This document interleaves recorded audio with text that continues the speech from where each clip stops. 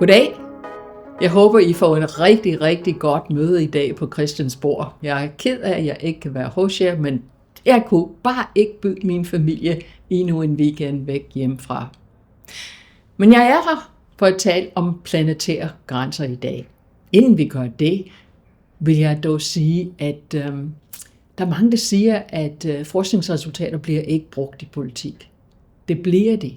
De bliver brugt i samfund. Men mange gange er der en tidslag, altså en periode, før de kommer i brug. Tænk for eksempel dengang, at Copernicus sagde, at jorden drejer omkring solen og ikke omvendt. Det tog virkelig lang tid, før samfundet havde taget det budskab til sig, men det gjorde det. Ligeledes med Darwin. Darwin i 1869 rystede samfund ved at sige, at vi er produkter af evolutionen, ligesom alle andre organismer.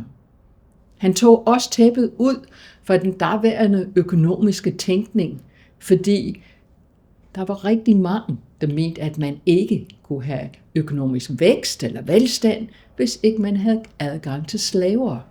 Og Darwins teori om evolutionen gjorde, at de mennesker, man solgte som slaver, var faktisk ikke dyr. De var altså en slags brødre, kan man sige. Så det tager rigtig lang tid nogle gange, når videnskab laver en fremskridt, før samfundet tager det rigtigt til sig. Lige nu tror jeg, at vi er i en situation, hvor der er ved at ske en ændring i vores samfundsforståelse på niveau med det der med solen ikke drejer omkring jorden og Darwins teorier. Og det er, at vi er ikke kun organismer ligesom alle andre. Vi er en del af et økosystem ligesom alle andre. Jeg tror, den her ændring startede dengang man fik billeder fra rummet af jorden. Altså ude fra rummet, man tog billeder af jorden og sendte dem hjem igen. Det var Apollo-missionerne sidst i 60'erne og i 70'erne, at man gjorde det. Og så kunne man for første gang se, at den her planet, som er vores hjem, har ingen navnestreng. Altså alt det, som livet har behov for, er her allerede på nær energi, og den får vi fra solen. Men alt andet, som livet har behov for, er her allerede. Og når der ingen navnestreng er, betyder det, at når vi har brugt de ressourcer, som er nødvendige for livet, så får vi altså ikke flere. Det andet, det betyder, at der ingen navnestreng er, at vi kan ikke rigtig komme af med vores affaldsprodukter. Altså vi har siden 50'erne brugt plast. Vi elsker plastik. Men når man kigger på billedet af jorden fra rummet, kan man se, at den plastik har ingen sted, at det kan gå hen. Det forbliver her på jorden. Og man kan også godt se ud fra billedet, at over 70% af jordens overflade dækkes af hav. Hvorfor kom det som en overraskelse for så mange mennesker, 60 år efter vi begyndte at bruge plastik, at plastik havner i havet? Selvfølgelig havner det i havet. Men se på det her billede af jorden, som vi alle sammen kender, og vi tænker ikke så meget over, hvad den viser os. En anden ting, vi ikke tænker så meget over, er, at lige nu tror vi, at klima, det hele handler om klima. Men det der med at have et klima, det er ikke noget særligt. Alle planeter har et klima. Det, der gør vores planet unik, er, at der er liv. Og i de 3,5 milliarder år, at der har været livet på jorden, så har det været interaktionen mellem livet, biodiversitet, om du vil, men jeg foretrækker at kalde det for biosfæren. Det betyder alle levende organismer. Biodiversitet er bare, hvor mange forskellige organismer, gener, økosystemer har vi. Og det er vigtigt at have mange forskellige. Men det er ikke nok. Vi er også nødt til at vide, hvad livet gør her på jorden.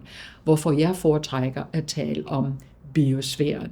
Men det har været interaktionen mellem biosfæren og klima eller energibalancen, der har bestemt levevilkårene her på jorden i 3,5 milliarder år. Tænk, da fotosyntese bliver opfundet af biosfæren, pludselig er der ilt i atmosfæren, der er et ozonlag, så vi kan altså flercellede organismer som os kan være op på landjorden, uden at vi bliver stegt af jordens UV-stråler. Så biosfæren betyder mindst lige så meget som energibalance eller klima. Inden for det sidste måske 1.500 år er der kommet en tredje kraft, der kan ændre på forhold her på jorden. Og det er os. Det er vores aktiviteter. Og det er den erkendelse, at vi kan ændre overordnede levevilkår her på jorden, som egentlig er det, vi kalder for antropocen. Alle har hørt om antropocen, det betyder menneskenes tid. Ikke nødvendigvis, at det er et godt tid for os, men det er en tid, hvor vi kan ændre på levevilkår her på jorden. Og det tryk, som vi mennesker putter på jorden, er voksende.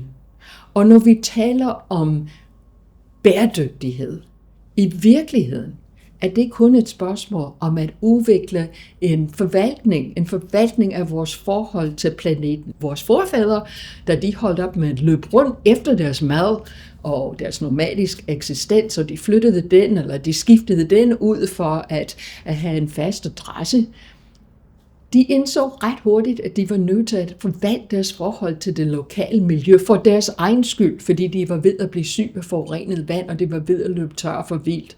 Så de var nødt til at lave nogle regler om, hvordan de kunne bruge de lokale ressourcer. Og da vi blev flere mennesker, indså vi her i Danmark, at hvis vi vil have ren luft og vand, så kan vi ikke lade tyskerne og polakker og svenskerne smide deres affald i vores fælles luft- og vandressourcer. Så vi lavede regional miljøforvaltning. Det, som klima- og biodiversitetskriserne viser os i dag, er, at nu for vores egen skyld er vi nødt til at forvalte vores forhold til planeten som helhed.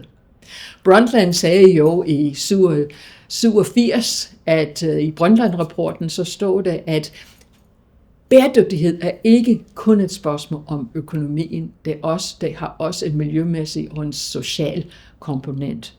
Dengang kunne de dog ikke definere, hvad de to komponenter var. Det kan vi i dag, takket være venskab. Det miljømæssige komponent er, at vi må ikke bruge flere af jordens ressourcer, end er tilgængelige. Altså vores efterspørgsel på jordens ressourcer må ikke overstige udbuddet. Ja, som I sikkert har hørt mange gange, hvis alt på jorden i dag skulle bruge ressourcer, som vi gør her i Danmark, så vil man have behov for over flere jordkloder. Den social, samfundsmæssige komponent af bæredygtighed, det er, hvordan vælger vi at fordele jordens begrænsede ressourcer, ikke kun blandt mennesker, men også blandt alle andre levende organismer. Hvis vi tænker kun på det miljømæssige komponent, og det er det, som planetære grænser adresserer, så skal vi, hvis vi skal have den forvaltning af vores forhold til planeten, så skal vi altså vide, hvor meget tryk er for meget. Og det er der, hvor planetære grænser kommer ind i billedet. Vi præsenterer for første gang planetære grænser i 2009, og nu har vi haft 2 opdateringer. Vi vil fortsat opdatere det, fordi vi skal opdatere det, som vores viden vokser om vores påvirkning af jorden, vores økosystem, fordi jorden fungerer som et komplekst adaptivt system, egentlig ligesom vores krop. Det er også et komplekst adaptivt system som jorden. Så jo mere vi forstår om jorden, jo bedre kan vi forvalte vores forhold til det, og så skal vi selvfølgelig opdatere planetære grænser. Jeg er nødt til at sige, at der er én ting omkring planetære grænser, der er normativ. Og det er, at vi siger, at det vil være uklogt af os mennesker at gøre noget bevidst, som vi ved kan ændre på de overordnede levevilkår på jorden. Hvorfor det? Jamen, fordi vores art har været her i cirka 250 million år i vores nuværende biologiske form. Det vil sige, at der var ingen biologiske grund til, at vi ikke kunne lave avancerede civilisationer længe før vi gjorde. Alt dag, som vi forbinder med moderne civilisation, er opstået inden for de sidste 11,8 år. Det vil sige den periode, vi kalder for Holocæn. Og den periode er karakteriseret ved en meget stabil og relativt varm klima. Faktisk har temperaturen i den periode, indtil vi begyndte at ændre det, ikke varieret med mere end plus minus en halv grad. Plus minus en halv grad, og nu siger vores politikere, 2 grader, men i virkeligheden er vi på vej mod 3. Vi aner ikke, hvad der sker, og hvordan vi vil reagere med så store ændringer. Mange antropologer mener, at grunden til, at vi kunne udvikle de avancerede civilisationer, som vi gjorde i den her periode, er netop den stabilitet. Så det normative med planetære grænser er, at vi siger, at det vil være uklogt af os at gøre noget, som vi ved kan ændre på levevilkår her på jorden.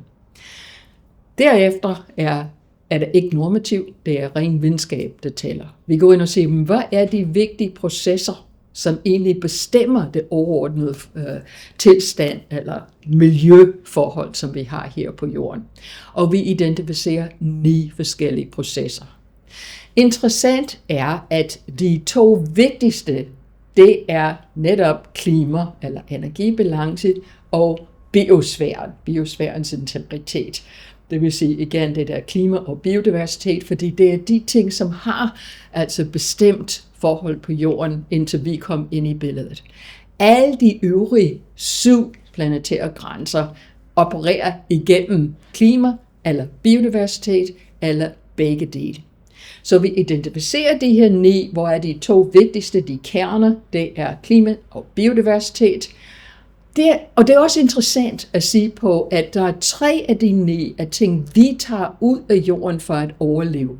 Det vil sige, det er biodiversitet, som vi tager levende organismer ud, vi tager fisk, vi tager træer, vi laver landbrug osv. Det er så fældning af skov, så vores ændring af jordareal, som altså er også noget, vi tager ud af systemet, og vand, som er noget, vi tager ud af systemet. Alle organismer tager noget ud af systemet til at overleve, så det er i sig selv ikke er et problem, det er mængden, vi tager ud, som er et problem. Alle de øvrige 6, det er affald, hvor vi putter affald i verden. Ting, der ikke vil være der, hvis vi ikke var der. Og det er interessant i den forbindelse at lægge mærke til, at naturen efterlader ikke affald.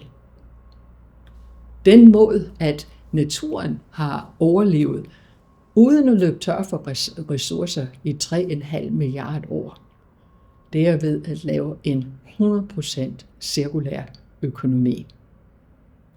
Når vi kigger på vores sidste opdatering, som var i 2023, kan vi sige, at 6 af de 9 planetære grænser er på den forkerte side. Altså det grønne område i midten, det viser safe operating space, altså sikkerhedszonen, hvor vi kan altså operere.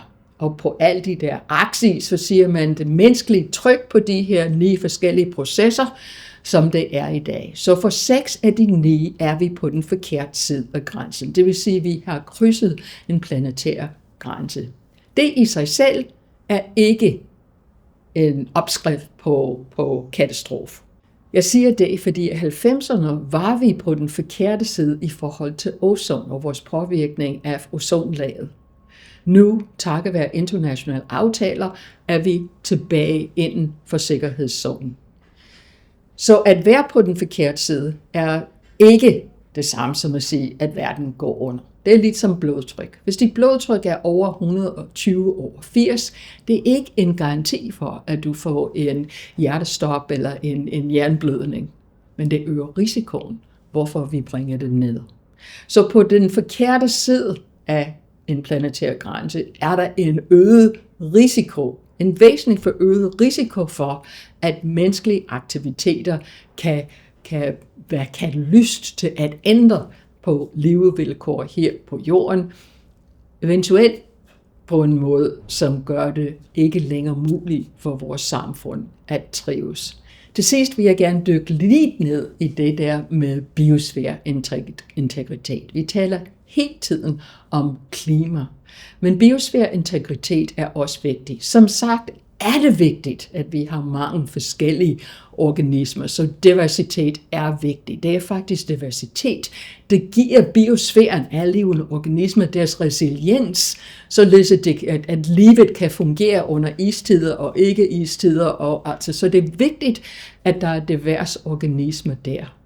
Men det er også vigtigt, den sammensætning, vi har af organismer, og hvor meget vi har af hver type organismer, for hvordan biosfæren fungerer.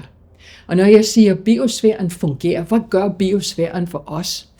Jeg startede med at sige, at alle de ressourcer, vi har behov for, er her allerede på jorden, på nær energi. Men du og jeg er ikke kloge nok til at bruge solens energi direkte. Den skal gå igennem planter, for os og alle andre dyr på jorden kan overleve. Så den mængde energi, der kommer ind via planter, er vigtig. Og jo mere plantemateriale vi tager ud, altså jo mere vi fælder skov, og jo mere vi laver naturlig vegetation om til at være landbrug, så det kommer kun til os, jo mindre energi er der til rådighed for resten af biologien og resten af dyrene på jorden. Vi regnede ud ved den sidste af vores planetære grænser papers, at vi mennesker bruger en tredjedel af den energi, der var til rådighed for alle dyr, herunder os ved den industrielle revolution. Og vi vil gerne bruge mere biomasse. Vi skal have mere biomasse, så vi kan lave plast, og vi skal have mere biomasse, så vi kan... Det er en begrænset vare. Der er kun en bestemt mængde fotosyntese hvert år på jorden. Så det er en begrænset ressource, og jo mere vi bruger, jo mindre er der til rådighed for resten af biodiversitet. Så vores forbrug af biomasse er faktisk en driver af biodiversitetstab. Vi regnede også ud, at hvis ikke vi kan standse, helst vende tilbage ved, altså få mere skovareal, hvis ikke vi kan standse afskovning, så kan vi altså ikke nå målene i Paris-aftalen. Så vi står tilbage med en verden, hvor vi er nødt til for vores egen skyld at lave en forvaltning af vores forhold til planeten som helhed. Planetære grænser er et forslag til nogle retningslinjer, vi kunne bruge til at lave den forvaltning. Men det kan godt være, at der er andre, at det behøver ikke at være planetære grænser som sådan. Det vigtige er, at vi indsiger, at vi er en del af et økosystem, og hvis vi ikke respekterer det økosystem, så har vores art ikke en fremtid. Naturen fortæller os, hvad der sker, hvis vi ikke respekterer de grænser. Hvis vi ikke sørger for at holde vores efterspørgsel for jordens ressourcer inden for udbud. Jeg tror, at de fleste af jer har på et tidspunkt i jeres uddannelseskarriere været inde i et laboratorium, hvor jeg har givet en lille kolber, og der er noget væske inde i det kolber med masser af næring til en lille organisme, så skal du putte en organisme i. Som regel er der en fotosynteserende organisme, fordi de har farver, og du kan se den, og du skal se, hvad der sker. Det starter med at vokse meget langsomt. Vi kalder den for lag-fase. Så vokser den meget hurtigt, det er en eksponentiel fase. Så begynder det at løbe tør for ressourcer, så går den over i en stationær fase, og til sidst går den til grund. Og den går til grund, fordi den forgifter sig med sine egne affaldsprodukter. Nu se på mennesker. Den menneskelige befolkning, vi havde vores lag-fase. Vi havde vores eksponentielle fase. Alle demografer er nu enige i, at vi er ved at gå ind i en stationær fase. Det store spørgsmål er, om vi kan forhindre, at vi går til grund, fordi vi bliver forgiftet af vores egen affaldsprodukter. Som sagt, naturen laver ikke affaldsprodukter. Jo, enkelte organismer laver affaldsprodukter, men systemet er indrettet på en sådan måde, at den nedbryder de der affaldsprodukter tilbage til grundstofferne, og så starter processen over en gang til.